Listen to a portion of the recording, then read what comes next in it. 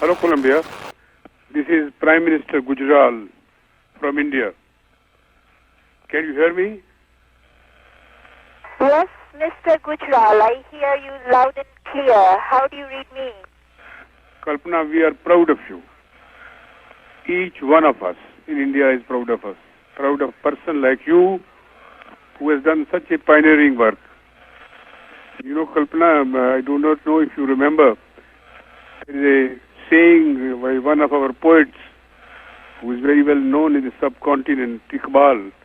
He said, सितारों से आगे जहां और भी हैं, there are worlds beyond stars, and now you have seen them. 1 फरवरी 2003 की दोपहर को कुछ ऐसा हुआ जिसने अंतरिक्ष के इतिहास में अपनी काली छाप छोड़ दी। कोलंबिया स्पेस शटल को सुबह फ्लोरिडा के कैनेडी स्पेस सेंटर पर अमेरिका समय अनुसार सुबह 9:16 पर लैंड करना था। सुबह 8 बजे कंट्रोल रूम को डीऑर्बिट के लिए मैसेज भेजा गया। 8:10 पर क्रू मेंबर्स को वापस मैसेज भेजा गया कि सब कुछ नॉर्मल है और वो री एंट्री कर सकते हैं। मगर फिर कुछ ऐसा हुआ।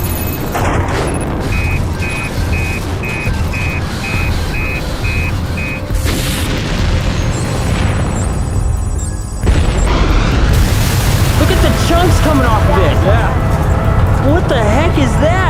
2003 में नासा ने कोलंबिया यान को अंतरिक्ष में भेजा था और धरती पर लौटते वक्त कोलंबिया आग के शोलों में तब्दील हो गया था। इस हादसे में कल्पना चावला समेत सभी अंतरिक्ष यात्री मारे गए थे। Their mission was almost complete, and we lost them so close to home. लेकिन लॉन्च से कुछ दिनों में ही नासा को पता चल गया था कि स्पेस शटल में एक टेक्निकल प्रॉब्लम है और उसके क्या परिणाम हो सकते हैं। फिर भी स्पेस शटल में किसी भी एस्ट्रोनॉट को इसके बारे में नहीं बताया गया और उन्हें बचाने के लिए कोई कोशिश भी नहीं की गई। जबकि नासा के पास एक तैयार एटलांटिस स्पेस शटल भी था जो कि अगले महीने ही लॉन्च होने वाला था, जिसे लॉन्च करके कल्पना चावला और बाकी 6 क्रू मेंबर्स को रेस्क्यू किया जा सकता था। आपको ये भी बता दें कि कोलंबिया स्पेस शटल में बार बार आ रही खराबियों को देखते हुए मिशन को 18 बार अपनी लॉन्च डेट से आगे किया गया था। क्या बच सकती थी भारत की बेटी कल्पना चावला की जान? कोलंबिया के प्रोग्राम मैनेजर ने बड़ा खुलासा करके सबको चौंका दिया।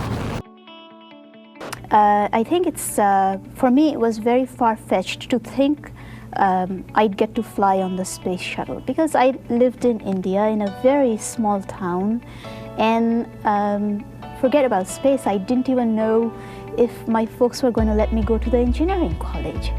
कल्पना चावला का जन्म 17 मार्च 1962 को हरियाणा के एक छोटे से शहर करनाल में हुआ था। कल्पना को बचपन से ही अंतरिक्ष के बारे में जानना बहुत पसंद था।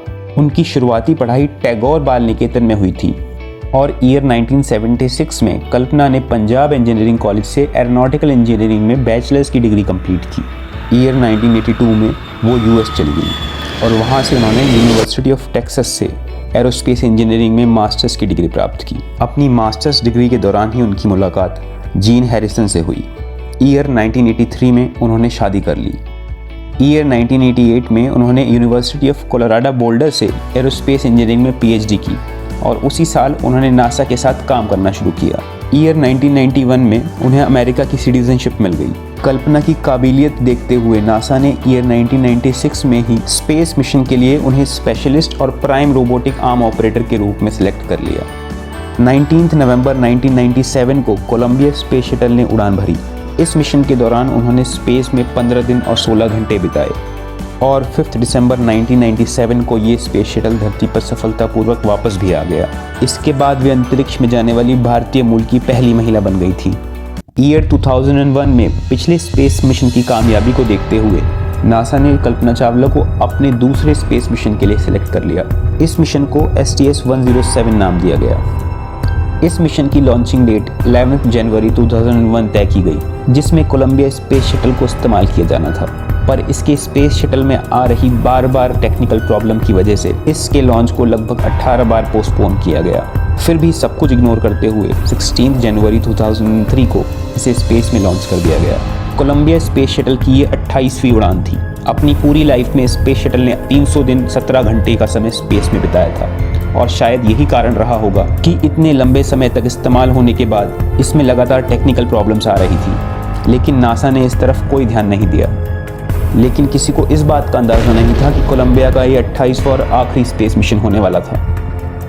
16 जनवरी को कोलंबिया स्पेस शटल अपने रॉकेट को साथ लेकर उड़ा। लॉन्च के कुछ ही सेकंड बाद उसके एक्सटर्नल फ्यूल टैंक की बाहरी सतह पर लगा हुआ इंसुलेशन फोम का टुकड़ा टूट गया। ऐसा नहीं था कि ये फोम टूटने की घटना पहली बार हुई थी। ये इतनी आम थी कि इसका नाम पॉपकॉर्निंग रखा गया था और हर बार इसे फोम का छोटा टुकड़ा समझ के इग्नोर कर दिया जाता था।